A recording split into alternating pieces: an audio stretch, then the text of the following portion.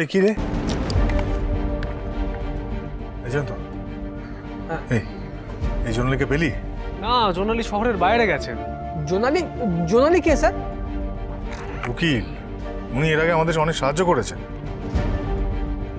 এই তুই সৌরভ স্যারকে পেলি? না না, সৌরভকেও পেলাম না, হয়তো কোনো সিক্রেট মিশনের বাইরে গেছে। কি হবে এখন? কি আবার হবে, না চাইতো একজন ব্যক্তির দ্বারস্থ হতে হবে আমাকে। কে সেই ব্যক্তি? আছে একজন পরম শত্রু। অরিন্দম চট্টরাজ? না না, জানো তো আমি মরে গেলে ওই উন্মাদ শয়তানের কাছে যাব না। তাহলে কে? বলছি তো আছে একজন, দেখি সেই পরম শত্রু আমার বাবাকে বাঁচায় কিনা। কার কথা বলছি বলো তো? বুঝতে পারছি না।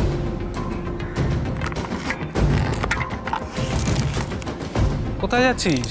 স্যার এই কোথায় যাচ্ছে? এই মহারাজ। স্যার আরে আরে কোথায় যাচ্ছিস বল না। আর এবার কি করি? কোথায় গেল স্যার? কিছুই তো বুঝতে পারছি না। জোনালিকে পেলাম না আবির, তাই তোমার দ্বারস্থ হলাম। পরশু তোমার কেসের ডেট মহারাজ, দয়া করে ডেটটা মিস করবে না। আবির তুমি আমাকে নিয়ে ভেবো না, বিপদ আমার বাবার। আমি সেই কারণে তোমার সঙ্গে যোগাযোগ করছি। পূজা নিশ্চয়ই তোমায় বলেছে।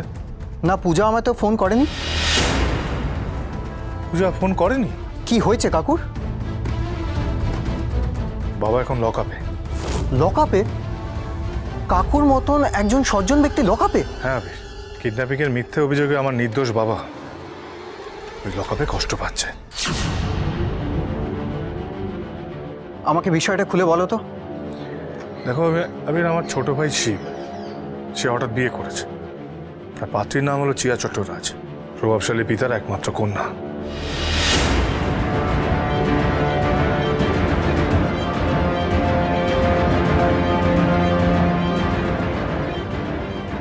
সেই জন্যই আবির, আমার বাবাকে লকআপ থেকে বের করতেই হবে, নাহলে কিন্তু আমার বাবা আত্মহত্যা করতে পারে। আত্মহত্যা?